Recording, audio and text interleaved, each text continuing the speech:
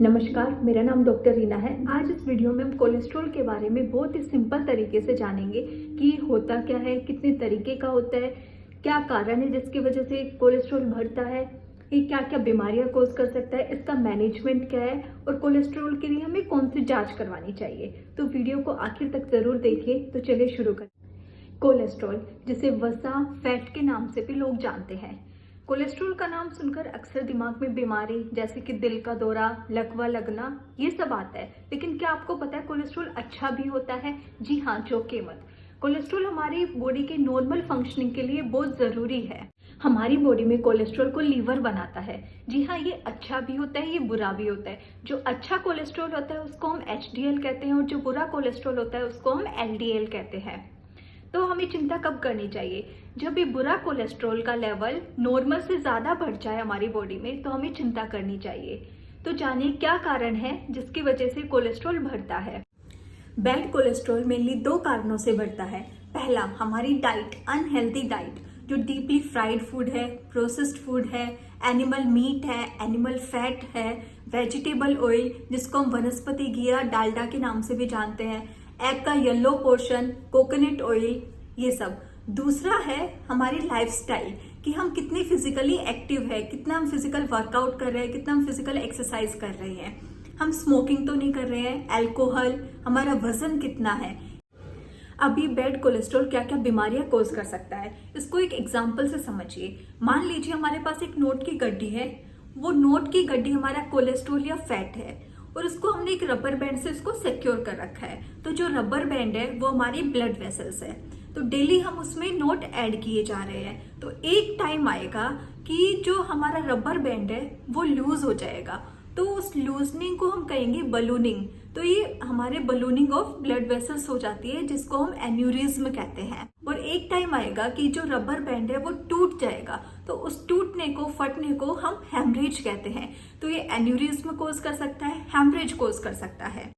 Bad cholesterol हमारी body में और क्या बीमारियां कोज कर सकता है? मान लीजिए ये हमारी नॉर्मल ब्लड वेसल है, इसमें हम नॉर्मली ब्लड फ्लो कर रहा है।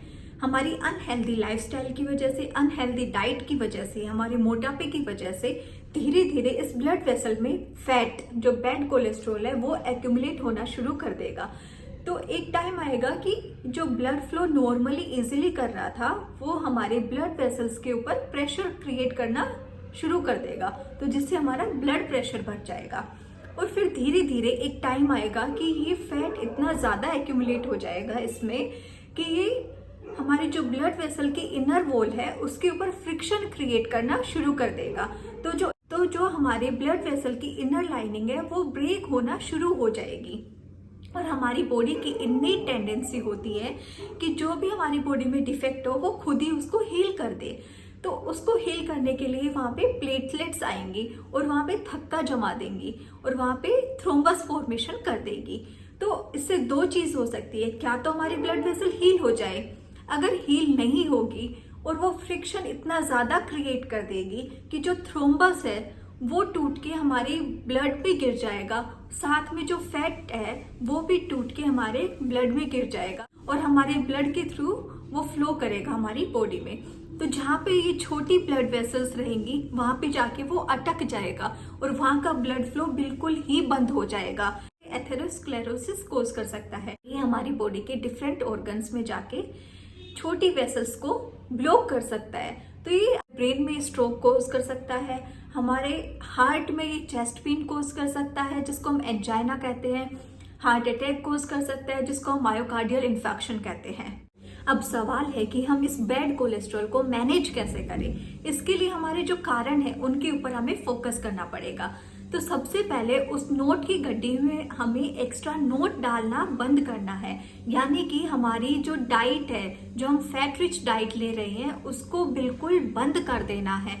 हमें हेल्दी डाइट लेनी है, फाइबर रिच डाइट लेनी है, हमारी डाइट में ओट्स इंक्लूड करना है, मल्टीग्रेन्स इंक्लूड करना है, एवोकाडो लेना है, स्प्राउट्स लेना है, पालक लेना है, नट्स लेने हैं जैसे कि आलमंड हो गया, वॉलनट हो गए। ये ऐसी हेल्दी चीजें, ग्रीन टी, डार्क चॉकलेट, ये सब हमारी डाइट में इंक्लूड करना है। और जब हम ये एक्स्ट्रा फैट एक्स्ट्रा नोट डालना बंद कर देंगे। उसके बाद हमें जो अंदर जो नोट है उनको कम करना है, यानी कि अंदर जो फैट एक्यूमुलेटेड है, बैड कोलेस्ट्रॉल है, उसको कम करना है। उसको हम कैसे कम कर सकते हैं? हमारा दूसरा कारण था लाइफस्टाइल मॉडिफिकेशन।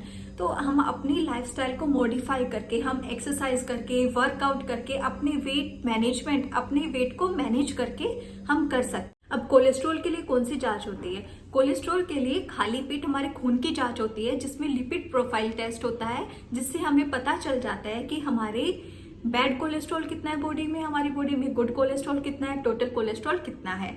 अगर हमारी लाइफस्टाइल मॉडिफिकेशन से, हमारी डाइट मॉडिफिकेशन से भी बैड कोलेस्ट्रॉल का लेवल कम नहीं हो रहा, तो हमें अपने डॉक्टर से कंसल्ट करना चाहिए। वो हमें मेडिसिन प्रिस्क्राइब करेंगे, जिससे हमारा जो बैड कोलेस्ट्रॉल है वो कम हो जाए। आशा करती हूँ कि इस वीडियो के जरिए आपको कोलेस्ट्रॉल के बारे में सिंपल लैंग्वेज में जानकारी मिली हो। तो वीडियो को लाइक और शेयर जरूर कीजिए और चैनल को सब्सक्राइब करना ना भूलें। धन्यवाद।